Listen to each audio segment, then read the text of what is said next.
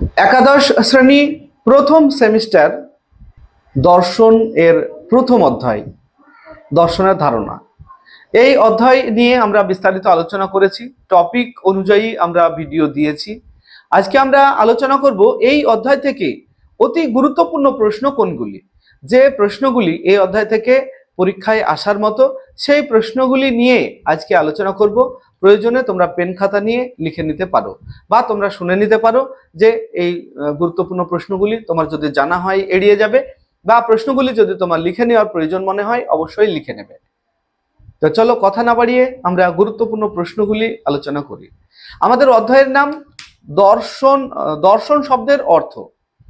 তাহলে প্রথম প্রশ্নই আমাদের এখানে হবে, দর্শন এর ইংরেজি প্রতিশব্দ কি?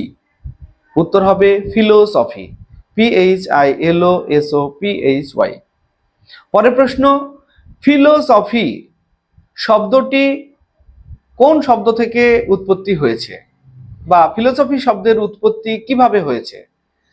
উত্তর বলবে দুটি গ্রিক শব্দ ফিলোস PHILOS এবং সফিয়া SOPHIA থেকে উৎপত্তি হয়েছে। দুটি গ্রিক শব্দ ফিলোস এবং সফিয়া থেকে ফিলোসফি শব্দের উৎপত্তি হয়েছে। পরের প্রশ্ন, ফিলোস শব্দের অর্থ কি? উত্তর হবে অনুরাগ। পরের প্রশ্ন, সফিয়া শব্দের অর্থ কি? হবে জ্ঞান। পরের প্রশ্ন, ফিলোসফি শব্দের ব্যুৎপত্তিগত অর্থ কি? বলবে জ্ঞানের প্রতি অনুরাগ। এবার দর্শন শব্দের উৎপত্তি কিভাবে হয়েছে? লিখবে দৃশ ধাতুর সঙ্গে অনট প্রত্যয় যোগে দর্শন শব্দের সৃষ্টি হয়েছে। পরের প্রশ্ন, দৃশ শব্দের অর্থ কি? বলবে দৃশ শব্দের অর্থ হলো দেখা। আর এখানে গুরুত্বপূর্ণ তোমাদের সংকীর্ণ অর্থ এবং ব্যাপক অর্থে দুটো প্রশ্ন ভালো লিখে নিতে পারো। দর্শন শব্দের সংকীর্ণ অর্থ কি? সংকীর্ণ অর্থ হলো দেখা। আর দর্শন শব্দটির ব্যাপক অর্থ কি? সত্য উপলব্ধি, অর্থাৎ সত্যকে জানা। পরের প্রশ্ন, ভারতীয় দর্শনের অপর নাম কি? বলবে মোক্ষ দর্শন, মোক্ষ শাস্ত্র, মোক্ষ শাস্ত্র, বলবে মোক্ষ শাস্ত্র।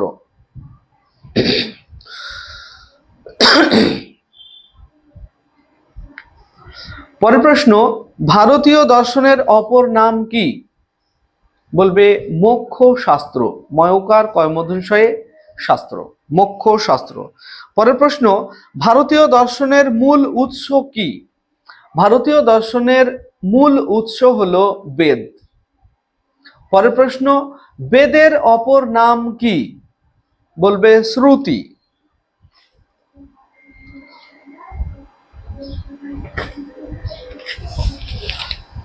আচ্ছা, পরের প্রশ্ন, নিষ্কাম কর্ম কি?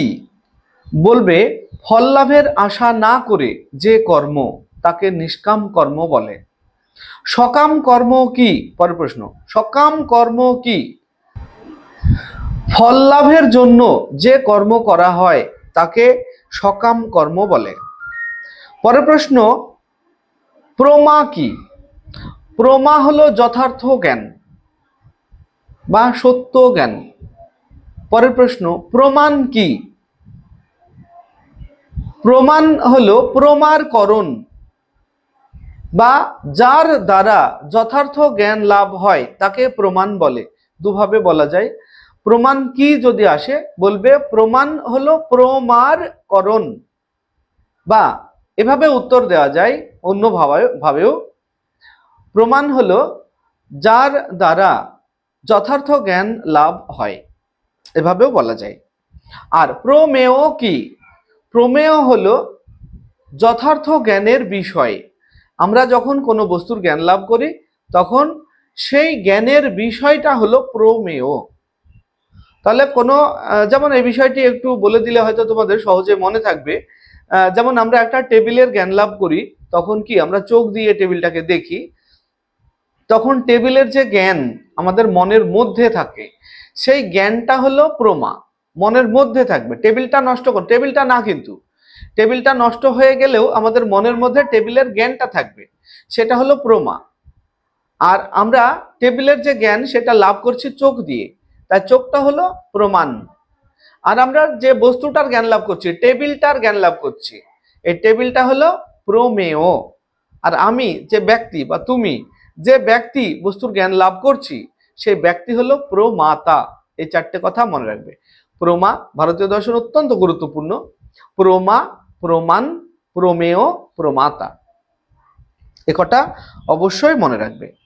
তাহলে প্রমা, প্রমাণ এগুলি বললাম, নিষ্কাম কর্ম বললাম। ভারতীয় দর্শনের যথার্থ জ্ঞানের বিষয়কে প্রমেয় বলে বললাম। এরপর ভারতীয় দর্শনে, পরের প্রশ্ন লিখে নেবে, ভারতীয় দর্শনে পুরুষার্থের সংখ্যা কটি? পুরুষার্থের সংখ্যা হলো 4টে। এই পুরুষার্থটা কি আমি এর আগেও আলোচনা করেছি একটা ভিডিও দিয়ে। পুরুষার্থ হলো আমাদের জীবনের লক্ষ্য। তো এই লক্ষ্য কি? ধর্ম, অর্থ, কাম আর মোক্ষ। তাহলে আমাদের পুরুষার্থ কটি? ভারতীয় দর্শনে কটি পুরুষার্থের কথা বলা হয়েছে? বলবে ভারতীয় দর্শনে 4টে পুরুষার্থের কথা বলা হয়েছে। কি কি? ধর্ম, অর্থ, কাম আর মোক্ষ। আচ্ছা, এই গেল। আর ভারতীয় দর্শনের শ্রেষ্ঠ পুরুষার্থ কোনটি? লিখে নেবে, ভারতীয় দর্শনের শ্রেষ্ঠ পুরুষার্থ কোনটি? বলবে মোক্ষ। আর এই অধ্যায়ের উপরে আর একটা বিষয় তোমাদের জানা দরকার, সেটা হলো ভারতীয় দর্শনে কয়টি প্রমাণ স্বীকার করা হয়? বলবে ভারতীয় দর্শনে 6টি প্রমাণ স্বীকার করা হয়। কি কি? প্রত্যক্ষ, অনুমান, উপমান, শব্দ, অর্থাপত্তি ও অনুপলব্ধি। তাহলে 6টি। তোমাদের এতগুলির নাম তো আর লিখতে হবে না, কিন্তু বিষয়গুলি জানা থাকলে আমাদের উত্তর দিতে সুবিধা হয়। তাহলে 6টি প্রমাণ স্বীকার করা হয়। তো প্রথম অধ্যায় থেকে এই কটি প্রশ্ন তোমরা যদি করো, আশা করব এর মধ্যেই ম্যাক্সিমাম প্রশ্ন কমন পেয়ে যাবে। তবে কখনোই সাজেশন 100% হবে না। তোমাদের 100% উত্তর দিতে গেলে বিষয়গুলিকে ভালোভাবে বুঝে শুনে পড়তে হবে, কারণ বিবৃতিমূলক কিছু প্রশ্ন থাকবে যে প্রশ্নগুলি সাজেশন হয় না। তাই তোমাদের বলবো আমাদের ভিডিওগুলি ভালোভাবে দেখবে, টেক্সট বই রিডিং পড়বে। কোনো সমস্যা যদি মনে হয় আমাদেরকে কমেন্ট করে বলবে, তোমাদের সমস্যার সমাধান করে দেব। তো আশা করছি ভিডিওটি তোমাদের ভালো লেগেছে। ভালো লাগলে লাইক, কমেন্ট এবং শেয়ার করবে। আর আমাদের চ্যানেলটি যদি এখনো সাবস্ক্রাইব না করে থাকো তাহলে অবশ্যই চ্যানেলটিকে সাবস্ক্রাইব করে নেবে। আর তুমি যদি ফেসবুক থেকে দেখে থাকো তাহলে আমাদের পেজটিকে ফলো করে নেবে। আসছি পরবর্তী ভিডিও নিয়ে, সেই পর্যন্ত সবাই ভালো থাকবে, সুস্থ থাকবে। ভিডিওটি শেষ পর্যন্ত দেখার জন্য ধন্যবাদ।